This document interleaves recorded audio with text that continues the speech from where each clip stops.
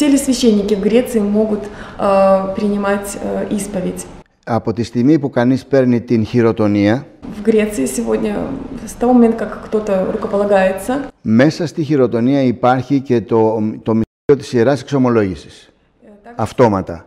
Совершается автоматически и таинство исповеди, то есть дается право исповедоваться. Επειδή όμως κατά καιρούς λόγω της νεότητος ορισμένων ιερέων και της απειρίας τους, Но по причине того, что многие рукополагаемые священники молодые люди и у них еще недостаточно опыта, σημειώθηκαν ορισμένα ανεπιθύμητα πράγματα. Некоторые были внесены такие дополнения. Με αποτέλεσμα τώρα πλέον να χρειάζεται ειδικό γράμμα, ενταλτήριο γράμμα από τον Μητροπολίτη. Да. Теперь, чтобы иметь право исповедовать, нужно иметь специальное разрешение от митрополита. Και γραπτή άδεια, Оно должно быть обязательно написано, ώστε να μπορεί κάποιος να ασκήσει την πνευματική πατρότητα. чтобы он имел право быть духовным отцом. Και αυτό εξαρτάται από την εκτίμηση του χαρακτήρος του κάθε ιερέα από τον Μητροπολίτη του. И это, конечно же, зависит все от, скажем так, мнения митрополита. Считает ли он достойным данного иерея исповедовать. А сколько духовных част лично у вас? Είναι πάρα πολλά γιατί δεν είναι μόνο στην Κέρκυρα. Их очень много, потому что они живут не только на Керкере. Έχω πνευματικά παιδιά στη Μόσχα. У меня есть духовные чада в Москве. Έχω πνευματικά παιδιά στο Βέλγιο. В Бельгии. Έχω πνευματικά παιδιά σε πολλές χώρες της Ευρώπης. Также и во многих других Στη странах. Θεσσαλονίκη, στην Αθήνα. Афина. Сестра Артемия, как происходит исповедь? Η εξομολόγηση, όταν είναι άλλο πράγμα η εξομολόγηση και άλλο πράγμα μια πνευματική συζήτηση. Здесь как бы два момента. Одно дело исповедь, и другой момент это какая-то такая духовная беседа. Μπορεί κάποιος να θέλει συμβουλές για προβλήματα που έχει μέσα στο σπίτι του Возможно, у кого-то есть ή στην προσωπική του ζωή. нужда в совете по вопросам его личной жизни. Αυτό δεν λέγεται εξομολόγηση. Это не называется. Είναι μια επικοδομητική και συμβουλευτική συζήτηση. Это такая беседа, в ходе которой человек получает совет. Η εξομολόγηση μιλάμε όταν άλλος έχει φορτωθεί με βάρη ψυχής και συνείδησης. Исповедью называется, когда человек приходит с тяжестью какой-то в душе. Και θέλει πλέον να αδειάσει αυτό τον χώρο που γεμίζει συνέχεια με αμαρτίες. И он хочет освободить свою душу от греха, от этой тяжести. Και αυτό επιτυγχάνεται μόνο κάτω από το επιτραχύλι του πνευματικού. Это происходит только вот под эпитрахилью духа. Και βέβαια θα πρέπει στην εξομολόγηση να μην κρατήσει τίποτα για τον εαυτό του. И, естественно, во время исповеди мы не должны ничего о себе скрывать. Διότι συγχωρούνται Потому что прощаются μόνον όσα ακουστούν, όσα ακούσει ο ιερέας, ο πνευματικός, από τα χείλη του εξομολογούμενου. Потому что прощаются только те грехи, которые будут услышаны духовным отцом. Αυτά που ή από φόβο, ή από ντροπή, ή από άλλο συναίσθημα κράτησε για τον εαυτό του, Те грехи, которые человек скрыл, возможно, от страха или от какого-то стыда, αυτά δεν θα συγχωρεθούν ούτε εδώ, ούτε στον άλλο κόσμο. эти грехи не простятся ни здесь, ни в другом ином мире. Как связано таинство исповеди и причащения? Καταρχήν, στη Θεία Λειτουργία δεν πρέπει να ασχολείται ο ιερέας με οποιοδήποτε άλλο θέμα. Во время литургии и священник не должен заниматься никакими другими делами. Είναι μπροστά στην Αγία Τράπεζα για να τελέσει τη λειτουργία και μόνον. Και τίποτα άλλο δεν μπορεί να τον απασχολεί. Он возле престола, и вот он должен заниматься молитвой, и больше ничто остальное не должно его отвлекать. Καλό θα είναι οι χριστιανοί να προσέρχονται στην Ιερά Εξομολόγηση. Хорошо, чтобы приходили христиане на исповедь. Το Σάββατο, μία μέρα πριν δηλαδή τη Θεία Κοινωνία. В субботу, накануне воскресенья, когда совершается литургия. Ή έστω την Παρασκευή. Или хотя бы воскресенье. Αφού όμως προσέξουν πολύ καλά μέχρι τη Θεία Κοινωνία μετά. Начало божественной литургии. Δεν νοείται χριστιανός να πάει μόνος του αυθαίρετα, επειδή νομίζει ότι δεν έχει τίποτα, να πάει να κοινωνήσει. И, конечно же, ни в коем случае, чтобы христианин не шел к святому причащению без исповеди, считая, что он достоин. Κανείς δεν μπορεί να φτάσει στο Άγιο Ποτήριο Никто не может подойти к святой чаше, εάν πρώτα δεν περάσει από το πετραχύλι του πνευματικού. Если перед этим он не побывал у духовного отца. Γιατί τότε έρχεται σε μια κατάσταση που λέει ο Άγιος Ιωάννης ο Χρυσόστομος, Потому что тогда человек оказывается в таком положении, как говорит Иоанн Златоуст. ο αναξίος μεταλαμβάνων, θα σας το εξηγήσω, κρίμα λείψετε του θανάτου του Ιού του ανθρώπου. Φτάνοντας δηλαδή στη Θεία Κοινωνία, χωρίς να εξομολογηθεί, είναι εκεί χωρίς να πρέπει, ανάξια. Получается, что мы недостойно причащаемся, во вред нам, если без исповеди. Και αυτός που μεταλαμβάνει ανάξια, κρίμα λείψετε του θανάτου του Ιού του ανθρώπου, έχει μερίδιο ευθύνης από τη Σταύρωση και από το θάνατο του Χριστού. Δηλαδή φταίω 20% εγώ και άλλα 20% εσύ και άλλα 20% ο άλλος. Έχει ας πούμε το μερτικό αυτό, την ευθύνη αυτή με τους σταυρωτές. Κρίμα λείψετε του θανάτου του Ιού του ανθρώπου. Έχει μερίδιο ευθύνης από τη Σταύρωση και το θάνατο του Χριστού. Так как те, кто причащается без исповеди, считается, что они имеют вот эту долю ответственности тех людей, которые распинали Христа. То есть это явление можно встретить только на Корфу, такое строгое отношение, сначала исповедь, а потом причастие, или это для всей Греции характерно? Ακούστε, δεν είναι θέμα αυστηρότητας, είναι θέμα κανόνος. Και οποιοδήποτε, οπουδήποτε, αν θέλεις, μπορεί να πάει να κοινωνήσει. Ο παπάς εκείνη την ώρα δεν του κάνει ανάκριση. Έλα εδώ, ποιος εσύ, πώς σε λένε, από πού έρχεσαι, εξομολογήθηκες, δεν εξομολογήθηκες. Έτσι. Φτάνεις εκεί πέρα και θες να κοινωνήσεις, ο παπάς θα σε κοινωνήσει. Αλλά μιλήσαμε προηγουμένως για ευθύνη και για το πώς πρέπει να έρχεται ο άνθρωπος στην εξομολόγηση ή στη Θεία Κοινωνία. Πρέπει να νηστεύσει, να προσευχηθεί, να εξομολογηθεί και να πάει να κοινωνήσει. Αν όλα αυτά τα παραλείψει και πάει μόνο να κοινωνήσει, όπως είπαμε και πριν, έχει ευθύνη από την Σταύρωση και το θάνατο του Χριστού. Здесь дело не в строгости, а дело в правилах. Есть вообще принятые правила, когда человек должен сначала попаститься, помолиться, исповедоваться, только потом он имеет право подходить к святому причастию. И нет ни для кого никаких исключений, а просто зачастую люди сами дерзают приступать к святой чаше без исповеди, но, к сожалению, священник не может всех проверить, были ли они на исповеди. Артемий, скажите, пожалуйста, может быть, какой-то фрагмент из Евангелия толкает на какие-то раздумья, такие более глубокие, запал вам в сердце? Поделитесь с нами своими размышлениями. Με κάνετε πάλι να θυμηθώ αυτή την ημέρα και να συγκινηθώ, διότι κάθε χρόνο σας ομολογώ ότι διαβάζοντας αυτό το Ευαγγέλιο δεν μπορώ να το τελειώσω, συγκινούμε και δακρύζω. Αναφέρομαι στο Ευαγγέλιο της Λειτουργίας της Μεγάλης Πέμπτης, όπου βλέπουμε μέσα σε αυτό το Ευαγγέλιο την θυσία του Χριστού, δηλαδή που παίρνει το λεντίο, την πετσέτα, να πλύνει ο ίδιος τα πόδια των μαθητών, καταδέχεται να πλύνει τα πόδια των μαθητών και μετά και πάει να πλύνει τα πόδια του Πέτρου και του λέει «Εσύ δεν θα μου πλύνεις τα πόδια ποτέ». Και του λέει ο Πέτρος, ο Χριστός, αν δεν σου πλύνω τα πόδια, δεν έχεις καμία δουλειά μαζί μου. Последнее время особенно меня заставляет переживать отрывок из Евангелия, который относится к Великому Четвергу, когда с таким терпением и кротостью Господь омывал ноги своих учеников. Δείχνοντας ότι ήρθε να υπηρετήσει τον άνθρωπο. Показывая тем, что он пришел служить человеку. Наша страна пережила, конечно же, очень сложные времена, когда церкви были закрыты, и вот сейчас мы живем в такое благодатное время, когда идет возрождение христианства, открываются храмы, монастыри.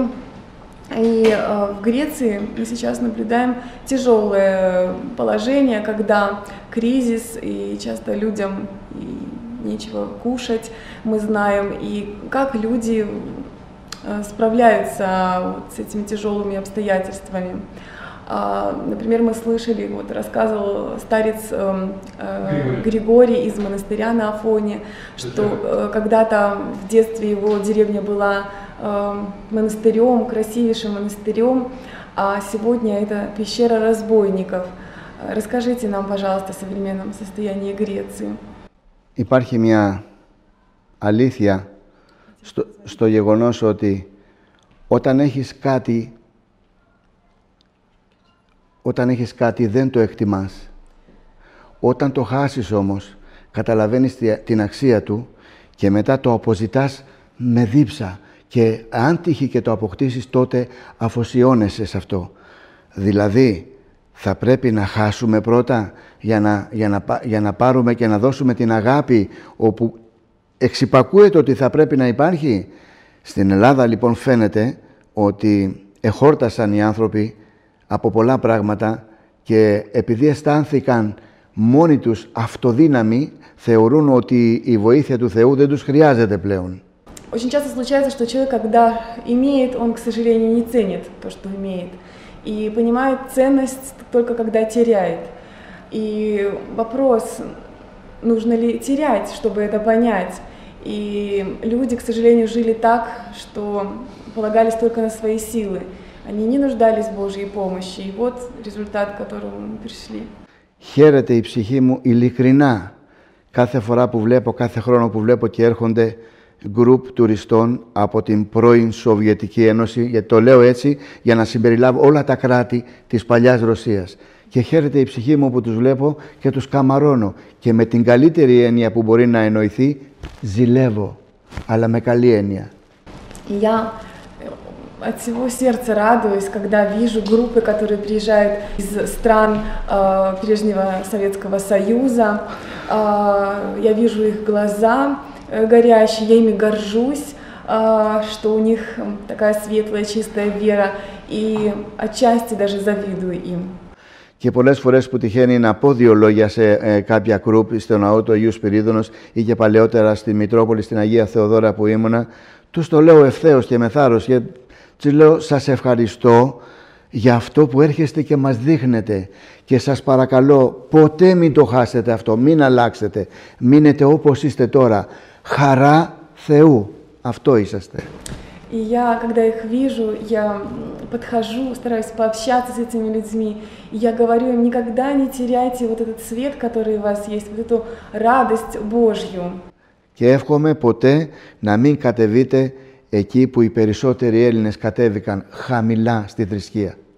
Я желаю вам, чтобы вы никогда так не опустились низко, как некоторые люди сегодня в Греции, которые забыли Бога и, к сожалению, не хотят обернуться. Αλλά φοβάμαι ότι χρειάζεται κάποιο γερό τανακούνημα από το Θεό για να μας ξυπνήσει, γιατί έχουμε πέσει σε άσχημο ύπνο, σε άσχημο λίθαργο. Мы как бы находимся в каком-то сне, и нужно что-то, что нас всех потрясет, и мы проснемся. Отец Артемий, расскажите, как в Греции люди помогают в этих тяжелых обстоятельствах друг другу? Στην κρίση που περνάμε τώρα, λέτε. Εγώ θα σας πω για την εκκλησία της Κέρκυρας. Ξέρω ότι γίνεται και σε άλλες μητροπόλεις της Ελλάδος, αλλά εγώ θα μιλήσω για την Κέρκυρα. Я знаю, что это как бы есть и в других митрополиях Греции, но расскажу конкретно о нашей. Λοιπόν, λόγω της κατάστασης της άσχημης που περνάει ολόκληρος ο ελληνισμός, για τις ασθενέστερες και πολύ άσχημες καταστάσεις ομάδες, η Κέρκυρα, ο Μητροπολίτης μας και η Μητρόπολη της Κέρκυρας έχει οργανώσει μέσα στην πόλη της Κέρκυρας 3 συσίτια, σε 3 μεριές συσίτια. Наша митрополия во главе с митрополитом организовали 3 бесплатных столовых на Керкире. Εκατοντάδες μερίδες φαγητό κάθε μέρα διανέμονται στους ανθρώπους που έχουν ανάγκη. Тысячи порций еды раздаются людям, которые в этом нуждаются. Έχουμε κοινωνικό παντοπολείο. У нас также есть такой социальный магазин. Υπάρχει βέβαια ένα όριο που μπορεί ο καθένας να πάρει σε αντίστοιχο χρηματικό ποσό, χωρίς να σημαίνει ότι το πληρώνει αυτό. И, конечно, есть ограничения по сумме, на которую может человек взять продуктов или каких-то предметов. Но это не значит, что он должен за это платить. Για να υπάρχει όριο κατανομής, έτσι. Чтобы были какие-то определенные границы. Εκεί πάνε οι άνθρωποι που αποδεδειγμένα, με αποδείξεις δηλαδή, είναι άποροι. И туда приходят люди, у которых есть на это разрешение, которые находятся в очень тяжелом состоянии. Ύστερα έχει σύμβαση η Μητρόπολης μας με ένα φαρμακείο. У нас также есть соглашение нашей митрополии с аптекой. Πηγαίνουν άνθρωποι με συνταγές που δεν έχουν να αγοράσουν τα φάρμακα. Туда приходят люди, у которых нет денег купить лекарства. Παίρνουν τα φάρμακά τους και η Μητρόπολης εξοφλεί κατά καιρούς το χρέος αυτό που γίνεται εκεί πέρα. Приходят с рецептом, берут лекарства, которые необходимы, а митрополия потом оплачивает эти лекарства. Επανειλημμένως έχει στείλει παιδιά με μεγάλη ανάγκη στο εξωτερικό η Μητρόπολη για να εγχειριστούν. Также некоторых детей, которые были έξω από την Ελλάδα. Серьезные проблемы, митрополия отправила за границу, чтобы они могли прооперироваться.